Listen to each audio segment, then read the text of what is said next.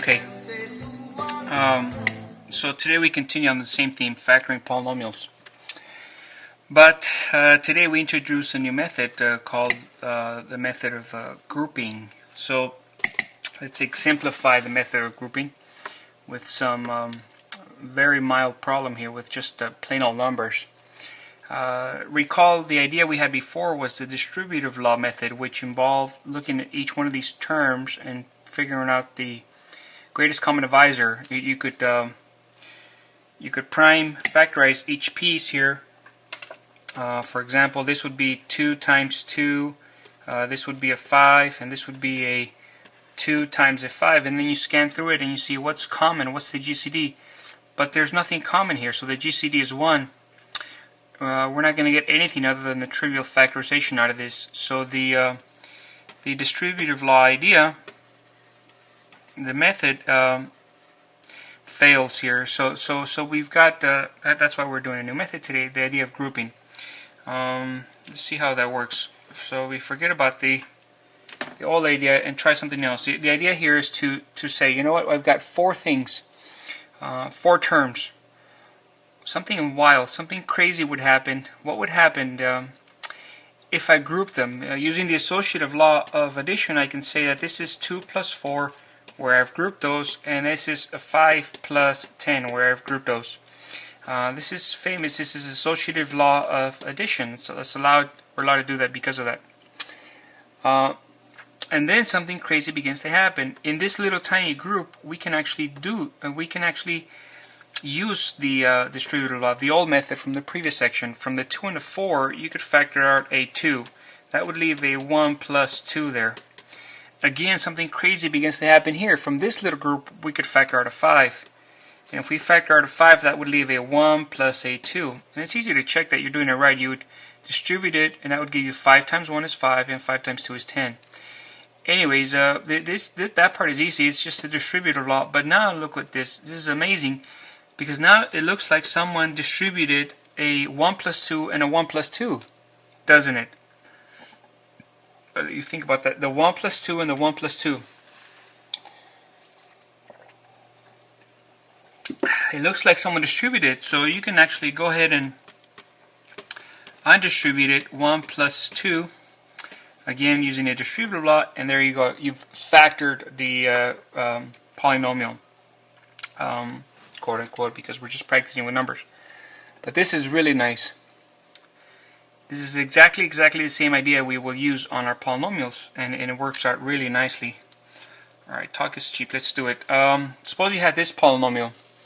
Again, if you try to scan it and try to see how you could factor it, there's nothing that they all have in common. You can't pull out an x out of every single one, because that one doesn't have any x's.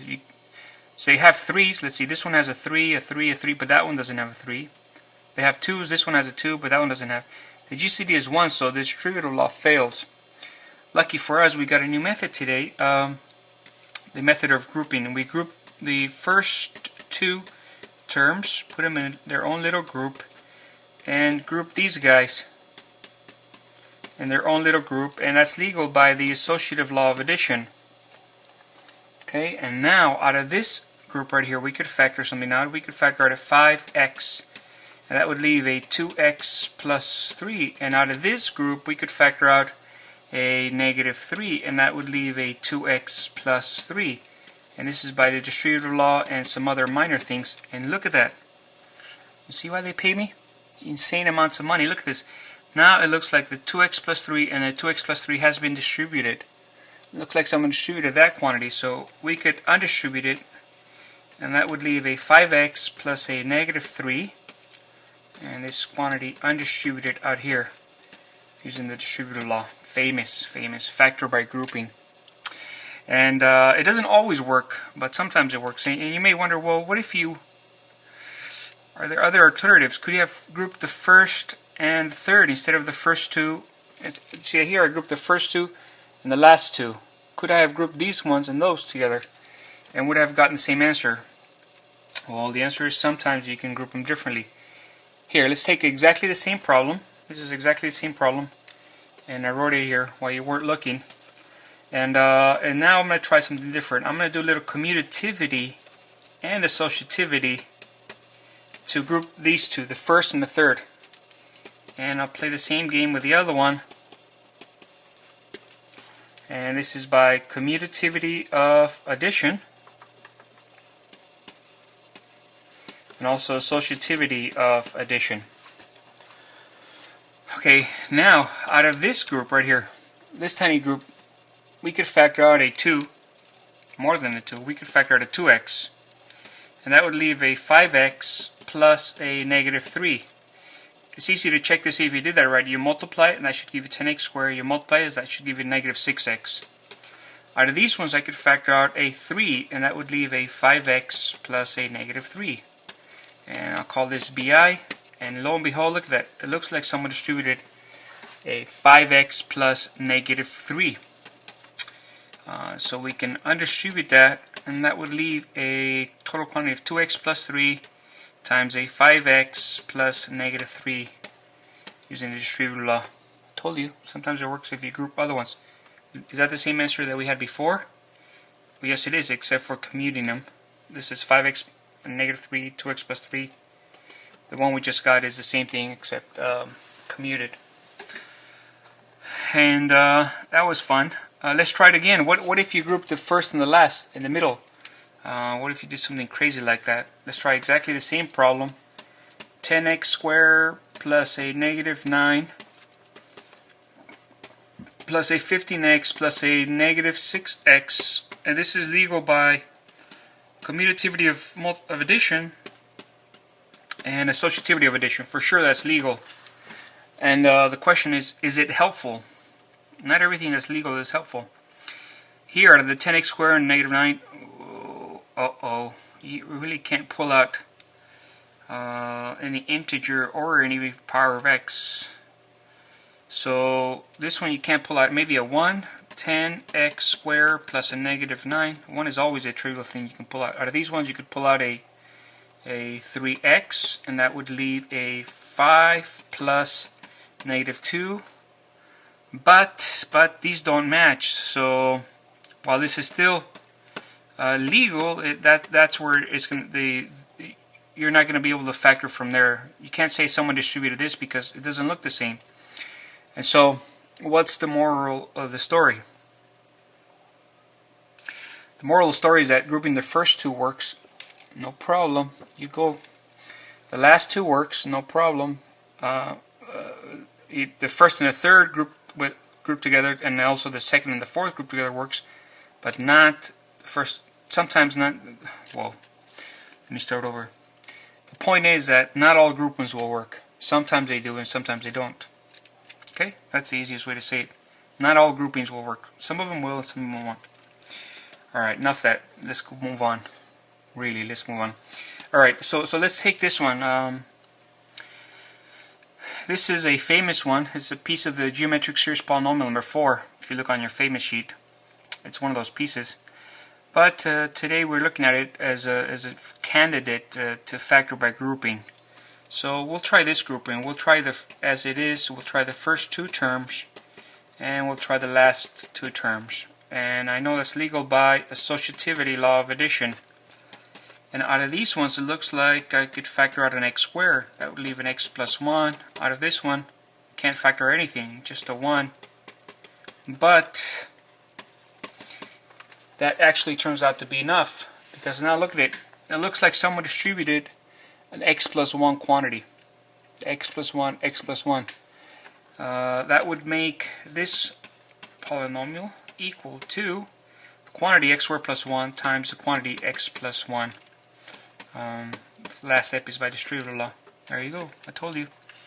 By the way, every one of these is easy to check to see if you did it right. You just multiply either by FOIL or kindergarten method or distributive law or whatever, and you should get it back to the same polynomial you start off with. It's easy to check these to see if you're doing them right. Alright, how about 20 more examples? How about this one? This one looks mild enough. Let's group it as it is.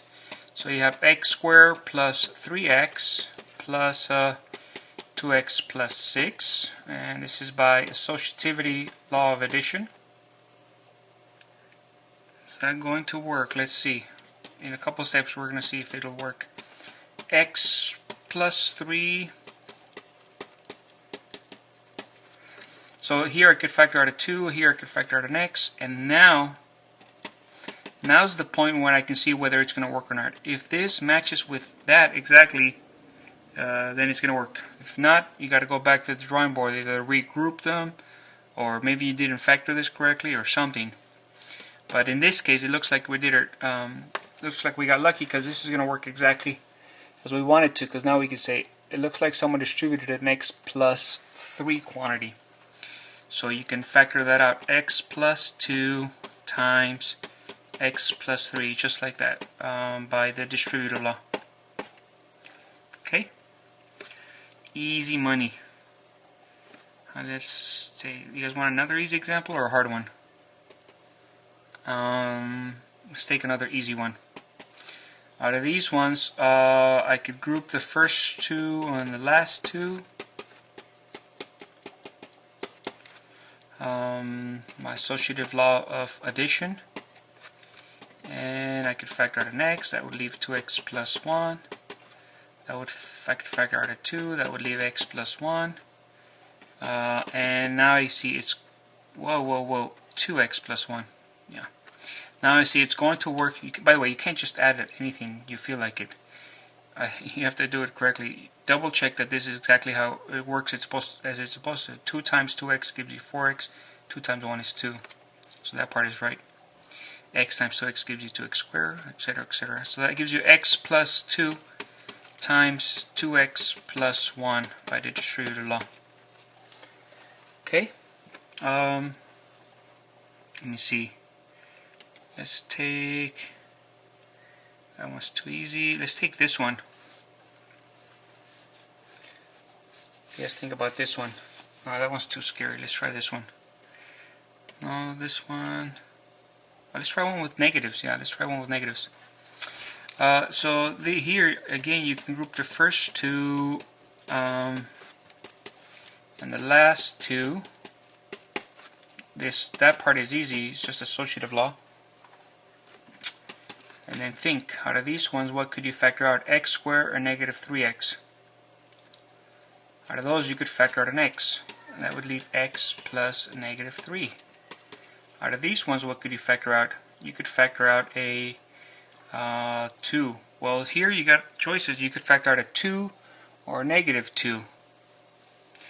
And if you factor out the wrong thing, it's not going to match. So let's just hypothetically, suppose you went on and you factored a 2. Whoa.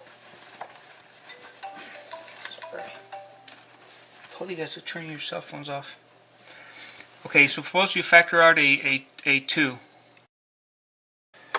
So if we factor out a 2, that would leave an x, no, that would leave a negative x in there, and that would leave a 3 there. But then we've got a problem because these don't match, so it won't look like anybody distributed anything. And so we go back and say, alright, what if instead of doing that, we factor out a negative 2? If we factor out a negative 2, then there will be an x left here, and there will be a negative 3 left here. It would have to be negative so that when I distribute it back, I get negative 2 times x is negative 2x. Negative 2 times negative 3 gives me positive 6. See that? That makes it perfect because now it looks like someone distributed the x plus negative 3 to both of these. And now I can execute and finish the factorization of the polynomial. See that? That's crucial. Sometimes factoring a positive number will work. Other times factoring a negative number will make it work. And one of them will not work while the other one will. So that's a nice little lesson. Okay. Other lesson. This lesson is called Don't Be Afraid. So even if the problem looks scary, there's nothing to fear. You could always play this game here. You just group them and hope that it works. Of course, all of these have been cooked up to work, most of them. But I'll show you an example of one that doesn't work, just for fun. Alright, suppose you group these. This is by associative law of addition. Let's see, out of these two, what could you factor out? You could factor out an x and a y. And if you did factor that out, that would leave you x squared here and no more y's, plus a 2 there. Right?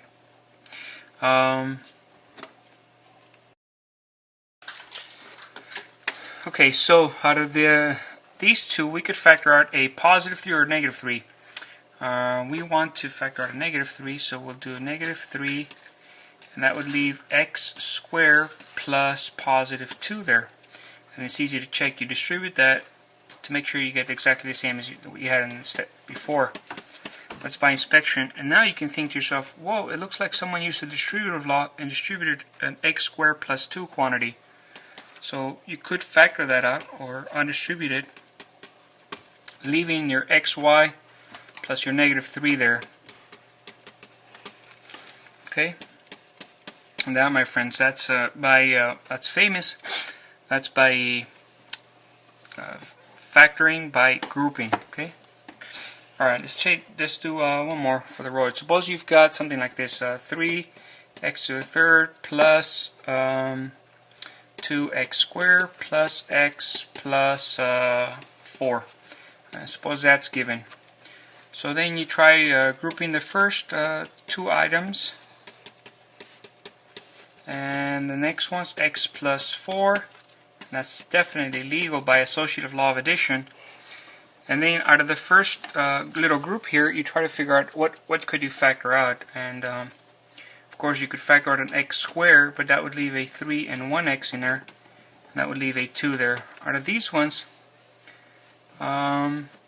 you really can't factor anything. At most maybe a 1 or a negative 1. And it's certainly legal, but it's not going to be helpful, because then that's going to be a good idea for about 20 seconds. And now what? It doesn't look like anybody distributed anything because these don't match. So there goes that idea. So then you think, well, maybe we just did it wrong. Maybe we need to group them differently. So then you try something else. You say, you know what? Maybe I'll group these ones: x to the third plus x plus 2x squared plus 4. And this is legal by commuting and associating. And that proves to be an attractive idea for about 20 seconds again. But then you realize you can't go anywhere. And so here, the next step you'll realize, because you could factor out an x, and that would leave 3x squared plus 1. And here you could factor out a 2, but that would leave x squared plus 2. And these don't match, so that's as good as it's going to get. So, what's the moral of the story? The moral of the story is that factoring by grouping is nice sometimes, but not always. It fails miserably here. So, that should give you something to look forward to when we learn more factoring methods. Okay, how does that sound? Let me see what else we gotta do. Oh, you just have to play the music. Say peace. See you guys here next time.